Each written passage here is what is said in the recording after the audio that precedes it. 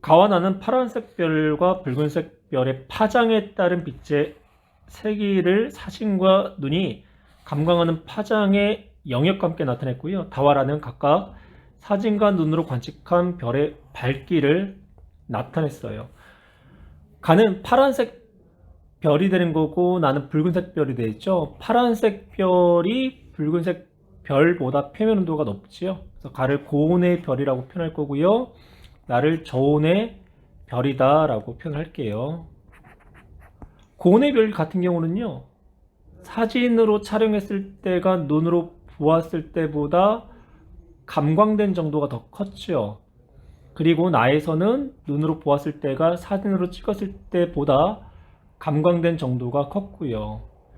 고온의 별은 사진으로 찍었을 때가 더 밝고 저온의 별은 눈으로 보았을 때가 더 밝다라는 것을 의미하겠네요. 다하고 라에서 사진으로 찍었을 때는 베타별이 알파별보다 더 밝게 보였고요. 눈으로 보았을 때는 알파별이 베타별보다 더 밝게 보였어요. 그렇다는 얘기는 베타별이 사진으로 찍었을 때 더 밝게 보였으니까 고온의 별이 되는 거고, 그리고 알파별이 눈으로 보았을 때가 더 밝게 관측됐기 때문에 저온의 별이다 라고 이야기를 할 수 있겠죠. 보기요. 알파별이 베타별보다 표면 온도가 높다. 표면 온도는 알파별이 베타별보다 높은 거고, 니은 알파별이 베타별보다 광도가 크다. 광도는요, 4파이 별의 반지름의 제곱 곱하기 상수 곱하기 표면도의 4승에 비례하죠. 알파별과 베타별의 반지름이 같다라고 얘기를 했어요. 그러면 표면 온도가 높은 베타별이 알파별보다 더 광도가 크다라고 이야기를 할 수가 있겠네요. 따라서 니은도 옳지 않은 내용. 디귿 알파별이 베타별보다 절대 등급이 크다. 광도가 클수록 절대 등급 값은 작고요. 광도가 작을수록 절대 등급 값이 크죠. 따라서 광도가 작은 알파별이 광도가 큰 베타별보다 절대 등급이 크다. 이것은 옳은 내용. 주계열성의 색지수와 표면 온도의 관계를 나타냈고요. 색지수 값이 작을수록 별의 표면 온도가 높아짐을 알 수가 있지요. B필터는 파란색 빛을 통과하는 필터가 되고요. V필터는 노란색 빛을 통과시키는 필터가 돼요. 그래서 B등급은 사진 등급과 비슷하고 V등급은 안시 등급과 비슷해요. 그래서 보통 색지수를 B-V 등급을 사용해서 나타내는 거고요.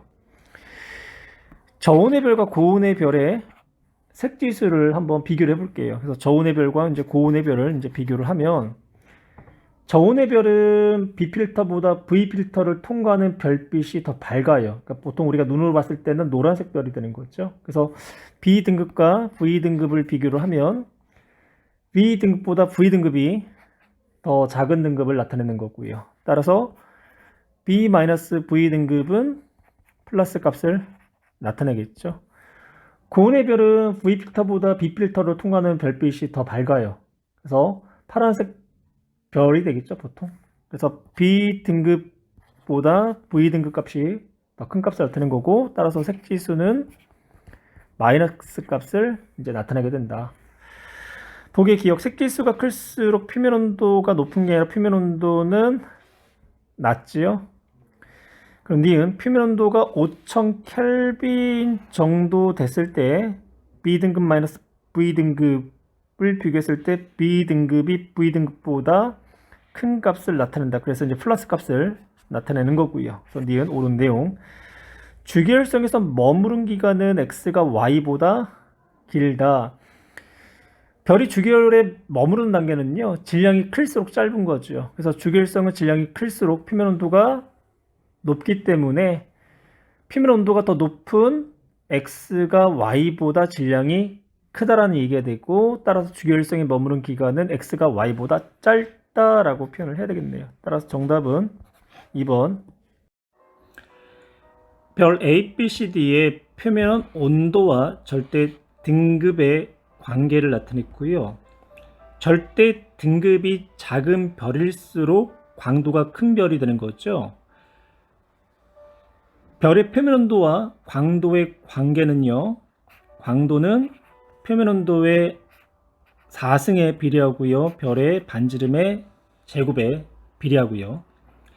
B별과 D별은요. 절대 등급이 서로가 같아요. 하지만 표면 온도는 D별이 B별보다 3배가 더 크죠. 그렇다는 얘기는 B별의 반지름이 D별의 반지름보다 크다라는 이야기가 되겠네요. C별을 보시면요. C별은 표면 온도가 매우 낮음에도 불구하고요. 절대 등급이 가장 낮아요. 즉 광도가 매우 크다라는 이야기가 되죠. C는 그만큼 별의 반지름이 매우 크다라는 이야기가 되겠네요. 그래서 A, B, C, D 별 중에 C별이 반지름이 가장 큰 별이 되는 거고, A별은 표면 온도가 상당히 그래도 BC보다는 높죠. 그런데 절대 등급이 매우 크다, 즉 별의 밝기가 매우 어둡다라는 거는요, 상대적으로 그만큼 A별의 크기, 즉 반지름은 매우 작다라는 이야기가 되겠네요. 그리고 A별과 B별이 절대 등급으로 10등급이 차이 나죠. 절대 등급 5등급이 별의 밝기가 100배가 차이 나니까 10등급은 100의 100배, 즉 C별이 A별보다 10,000배가 더 밝은 별이다 라고 표현할 수가 있어요. 보객기억, 광도가 가장 큰 별은 A가 아니라 C별이 되는 거고요. 별의 크기는 C가 A보다 크죠. 그 별의 반지름의 크기를 B와 D를 물어보고 있는데요. B별과 D별의 표면 온도는 B별이 3000켈빈, D별이 9000켈빈 1대3으로 놓을게요. 그리고 광도는 B별과 D별이 서로가 같다. 그러면 B별의 반지름의 제곱대, 이제 표면 온도가 1대3이니까 1의 4승은 D별의 반지름의 제곱 곱하기 표면 온도 3의 4승 배. 그러면 B별의 제곱은 D별의 제곱 3의 4승은 9의 제곱 같죠? 그러면 B별의 반지름 대 D별의 반지름은 9대1이 나오죠? 예, 9대1이다. 그래서 B별의 반지름은 D별의 반지름의 9배가 된다. 예, 디귿도 옳은 내용. 따라서 정답은 니은과 디귿. 가는 H열도의 조유 별들을 표시한 거고요. 나는 분광형에 따른 흡선의 상대적 세기를 나타냈죠. 레굴루스랑 태양은 주계열성의 별이고요. 그리고 프로키온 B는 백색 외성, 알데바란은 거성, 베텔게우스는 초거성에 위치해 놓여 있네요. 분광형을 한번 살펴볼까요? 중성 헬륨에 대한 흡선의 강도는 분광형이 B일 때가 가장 강하게 나타났고요. 수소는요, 분광형이 A일 때, 그리고 분광형이 F에서 시작해서 M까지의 일 때는요, 중성 헬륨에 대한 흡선은 전혀 나타나고 있질 않고 있죠. 보기 기억, 레굴루스에서는 중성 헬륨과 수소의 흡선이 나타난다. 레굴루스는 분광형이 B형이 되는 거죠. 그러면 B형에 대해서는 수소와 헬륨에 대한 흡선이 나타나고 있고요. 기억 옳은 내용. 다음 프론키온 B에서는 수소의 흡선이 강하게 나타난다. 프론키온 B 한번 볼까요? 프론키온 B는 대략 분광형이 A가 되는 거죠. 그러면 A일 때 수소의 흡선이 가장 강하게 나타나고요. 니은 옳은 내용. 그 다음에 이제 다음 태양 그리고 알데바란 A 베텔게우스. 그럼 태양은 우리가 알고 있다시피 분광형이 G형이 있죠. 알데바란 A는 분광형이 K, 베텔게우스는 분광형이 M. 그러면 분광형이 GKM일 때는 헬륨에 대한 흡선이 나타나질 않고 있네요. 따라서 흡선이 나타난다. 옳지 않은 내용. 정답은 기억과 니은. 주계열성의 질량과 광도 관계를 나타냈고요.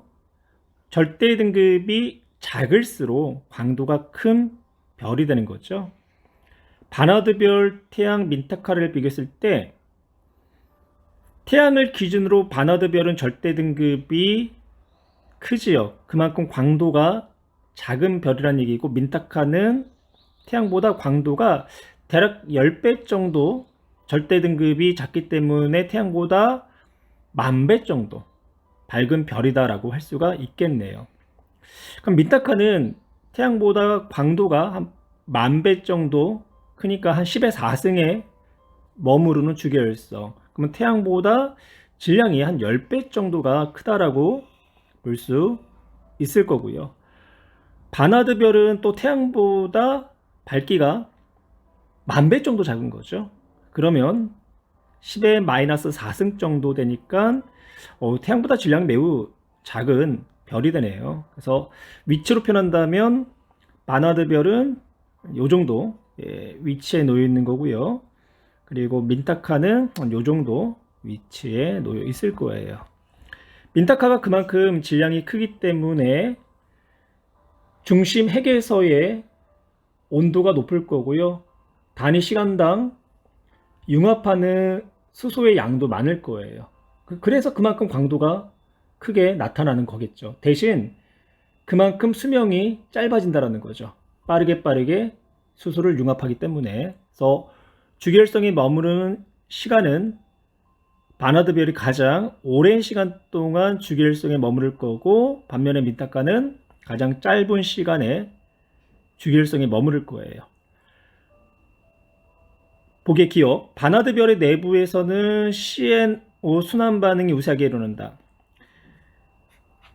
1800만 켈빈을 기준으로 1800만 켈빈보다 온도가 낮은 별과 높은 별을 기준으로 한다면 1800만 켈빈보다 낮은 별은 양성자 반응이 우세하는 거고요. 그리고 1800만 켈빈보다 중심 온도가 높은 별은 CNO 순환 반응이 우세하게 일어나겠죠. 바나드별은요, 태양보다 질량이 작죠. 그러면 중심 온도가 1800만 켈빈보다 온도가 낮다라는 이야기가 되는 거고, 그래서 PP 반응이 우세하게 일어난다라고 표현을 해야 되겠네요. 니은 바나드별은 태양보다 주계열에 머무는 단계가 오래 머문다. 옳은 이야기가 되는 거죠. 그래서 질량이 클수록 진화 속도가 빠르고 그리고 수명이 짧다라는 거. 지금 민타카는 최종적으로 백색 외성으로 진화할 것이다. 민타카는 태양보다 절대 등급도 작고 광도가 매우 크고 태양보다 질량이 매우 크고, 그러면 진화 단계가 어떻게 될까요? 초거성에서 초싱성으로 진화를 하겠죠. 그리고 나서 초싱성 폭발 후에 이제 중심액의 질량에 따라서 중성자별로 머물 수도 있고 중성자별에서 블랙홀로 진화할 수도 있고요. 그래서 디귿은 백색 외성이 아니라 중성자별이나 혹은 블랙홀로 진화를 한다라고 표현을 해야 되겠네요. 그래서 디귿은 옳지 않은 내용. 따라서 정답은 니은. 질량이 다른 두 별의 진화 경로를 나타냈고요. 간은요, 태양보다 질량이 10배가 큰 별과 태양 정도의 질량을 갖는 별이 원시별에서 주계열성으로 진화하는 데 걸린 시간을 나타냈어요. 태양의 10배가 되는 별은 주계열성까지 오는데 10의 5승년이 걸렸는데, 반면에 태양 정도의 질량을 갖는 별은 원시별에서 주계열성까지 오는데 10의 7년이 걸렸어요. 그래서 원시별에서 주계열성까지 진화하는 데 걸린 시간은 태양 정도의 질량을 갖고 있는 별이 태양의 10배가 되는 별보다 그만큼 진화하는 데 걸린 시간이 길다라는 거. 그리고 주계열성에 머무르는 시간을 한번 볼까요? 질량이 큰 별일수록요, 그만큼 중심 핵에서의 온도가 높고 그만큼 빠르게 수소를 융합하는 과정이 있기 때문에 광도가 크고 굉장히 짧은 시간 동안밖에 주계열성에 머무르질 못한다는 거죠. 그래서 주기율성에 머무르는 시간 역시 태양 정도의 질량을 갖고 있는 별이 태양보다 질량이 10배가 큰 별보다 그 기간이 길다라는 거. 그 다음 라 그래프는요, 주기율성 상태에서 거성 단계로 지나는 태양 정도의 질량과 태양보다 10배가 큰 별의 표면 온도에 따른 광도의 과정을 나타냈는데요. 태양 정도의 질량을 갖고 있는 별은 표면 온도의 변화보다 광도의 변화가 크게 나타냈죠. 그래서 질량이 작은 별을 우리가 수직적 진화가 일어난다고 표현하는 거고요. 그래서 광도의 변화가 온도의 변화보다 크게 일어난다. 그리고 태양보다 질량이 큰 별은 우리가 수평적 진화가 일어난다고 표현해요. 광도의 변화보다는 표면 온도의 변화가 더 크다. 근데 태양보다 질량이 10배 정도 큰 별은요, 온도가 대략 2만 켈빈에서요. 한번 볼까요? 2만 켈빈에서 한 4천 켈빈으로 온도가 매우 많이 감소를 했어요. 그런데 대략 광도가 어떻게 됐나요? 광도가 증가를 했죠. 광도는 별의 반지름의 제곱에 비례하고요. 그리고 표면 온도의 4제곱에 비례하죠. 표면 온도가 급격히 감소를 했는데도 이제 불구하고 광도값이 커졌다라는 것은 그만큼 별의 반지름이 매우 증가했다, 매우 커졌다라는 이야기가 되겠네요. 그래서 태양 정도의 질량을 갖고 있는 별이 주기율성 상태에서 거성으로 진화할 때보다 태양 정도보다 한 10배 정도 큰 별이 주기율성에서 거성으로 진화할 때는 거성보다 더 큰 초거성 상태로 진화가 되는 거예요. 보기, 태양 정도의 질량의 원시별이 태양보다 10배인 원시별보다 주기율성으로 진화하는데 걸린 시간이 짧은 게 아니라 길고요. 그래서 기억은 옳지 않은 내용.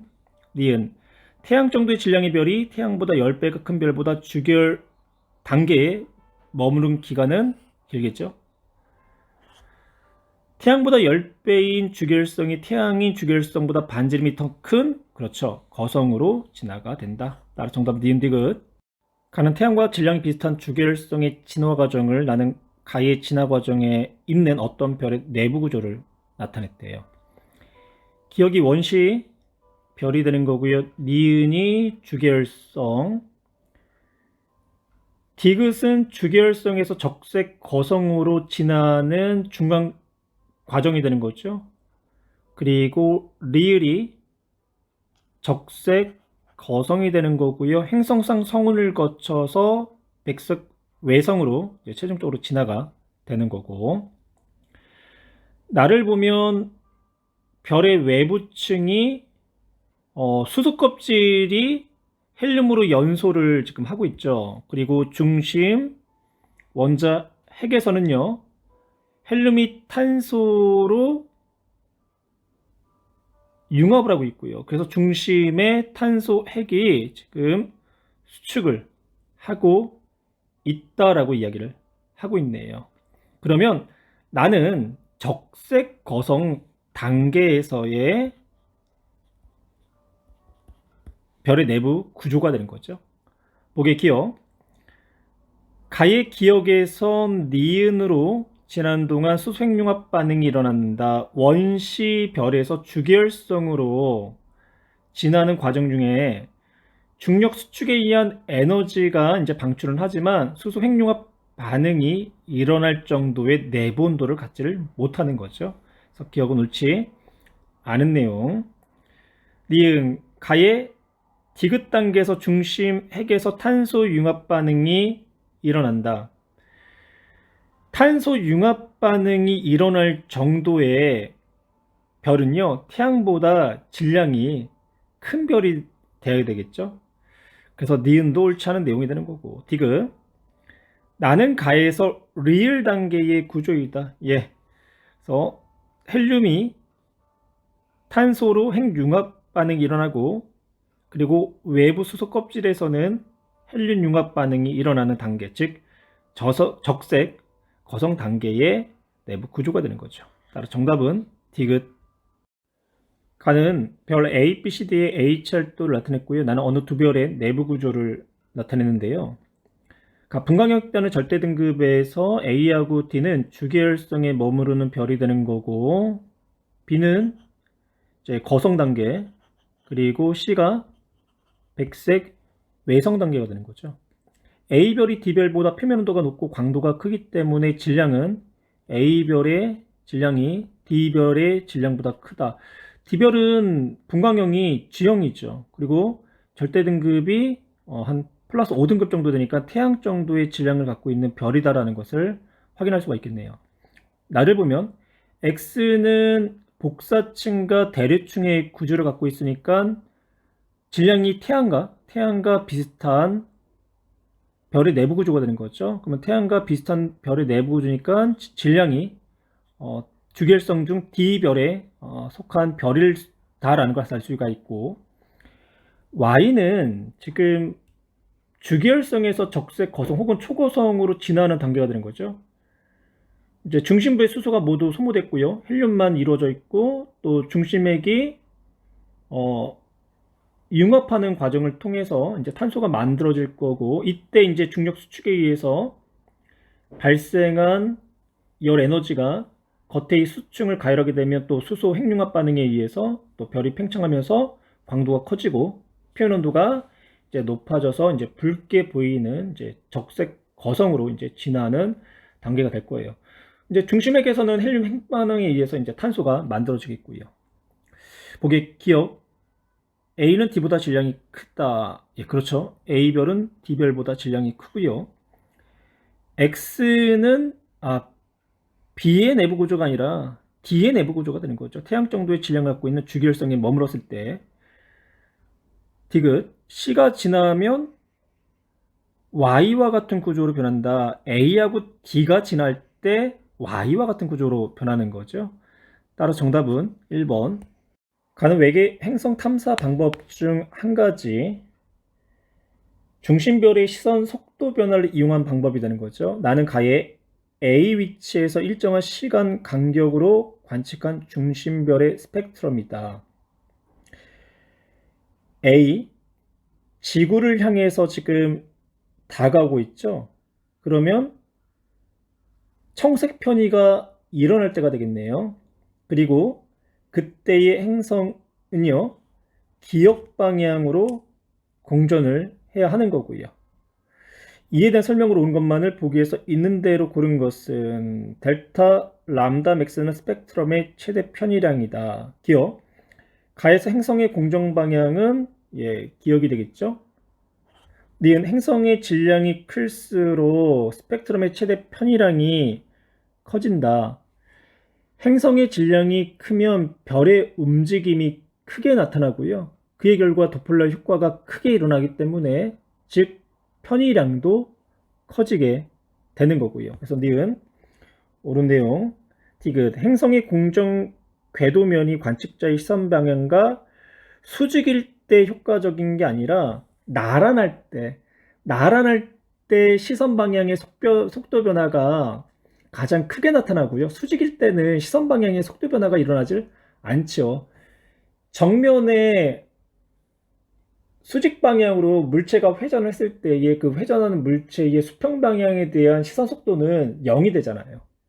따라서 정답은 기억과 니은. 외계행성에 의한 중심별의 겉보기 밝기의 변화를 나타냈고요. 식 현상을 통한 외계행성의 탐사 방법이 되는 거죠. 보기 기억. 중심별의 반지름이 클수록 A 구간이 길어진다. 식 현상이 길어질 때는요, 행성의 반지름이 크고 공전 속도가 느릴수록 길어진 거죠. 그래서 기억. 중심별의 반지름이 크고가 아니라 행성의 반지름이 크고 그리고 공전 속도가 느릴수록 이라고 표현을 해야 되겠네요. 따라서 기억은 옳지 않은 문장. 니은 중심별의 스펙트럼에서 흡선이 파장의 변화는 B 구간에서 가장 크다. 스펙트럼의 변화가 가장 클 때는 시선 방향과 나란할 때, 그리고 가까워지거나 멀어질 때 가장 스펙트럼의 변화가 가장 크게 나타나는 거죠. 그런데 중심별에서 스펙트럼의 흡선이 B에 위치해 있을 때는 행성이 관측자의 입장에서 보면, 여기 관측자라고 한다면 관측자 입장에서 보면 수직 방향으로 이동을 하기 때문에 시선 속도의 변화는 0이 되는 거고요. 그래서 스펙트럼에 의한 흡선의 파장 변화가 나타나지가 않고 원래 별빛의 파장이 그대로 관측이 돼요. 따라서 니은은 옳지 않는 내용. 디귿. 행성의 반지름이 클수록, 그렇죠, C가 커지는 거죠. 따라서 정답은 2번. 그러면 태양계와 글리제 581 외계 행성계의 생명 가능지대를 나타냈고요. 태양계의 생명 가능지대와 글리제 581의 생명 가능지대를 비교로 하면 태양으로부터의 거리가 태양계가 더 멀고요. 그리고 581 외계 행성계가 더 거리가 짧지요. 하지만 생명 가능 지대에는 581가 태양계보다 가능지대가 더 넓게 분포를 한다라는 거. 보겠기요. 글리제 581는 태양보다 질량이 큰 게 아니라 생명 가능지대가 별로부터 거리가 짧기 때문에 질량이 작다라고 표현을 해야 되고요. 니은 글리제 581의 행성들은 모두 생명 가능지대에 속한다라고 했는데요. G하고요, D만 생명 가능지대에 속한 거죠. 디귿. 액체 상태의 물이 존재할 가능성은 글리제 581, G가 글리제 581 F보다 크다. 그렇죠. G는 생명 가능지대에 놓여 있고 F는 생명 가능지대보다 멀리 떨어지기 때문에 F는 물이 얼음으로 존재할 가능성이 큰 거고요. 따라서 디귿은 옳은 내용. 그러면 지구에 생명체가 출현하여 번성할 수 있었던 환경 변화의 일부를 개념도로 나타냈고요. 기억. 수명이 길다. 별의 수명이 길수록 생명체가 지날 수 있는 시간이 충분하다라는 이야기가 되겠죠. 니은 광도가 증가하였다. 별의 광도가 클수록 생명 가능지대에는 별로부터 멀어지고요. 폭도 증가한다라는 이야기가 되는 거고요. 디귿. 태양으로부터의 거리가 적당하다. 태양으로부터 거리가 너무 가까우면요, 기조력 때문에 자전주기가 길어지고요. 너무 또 가까워지면 지구가 달을 끌어당기듯이 동주기 자전을 하게 되겠죠. 한쪽 면만 바라보면서 자전과 공전을 하기 때문에 한쪽은 별에 의한 복사 에너지 때문에 기온이 너무 높고 반대쪽은 너무 낮고, 그러면 생명체가 출현할 수가 없는 거고요. 보겠기요. 기억은 생명체가 지날 수 있는 시간적 환경에 해당한다. 예, 옳은 내용이 되는 거고. 니은 광도가 증가. 니은에 의해 태양계의 생명 가능지대의 폭은 감소한 게 아니라 광도가 증가하면 생명 가능지대의 폭도 증가를 하는 거겠죠. 디귿. 디귿이 매우 짧아졌다면 지구 자전 주기는 현재보다 매우 길어질 것이다. 예, 길어지다가 또 너무 또 길어지다면 동주기 자전을 하게 될 거고요. 그래서 디귿도 옳은 내용. 따라 정답은 기억과 디귿.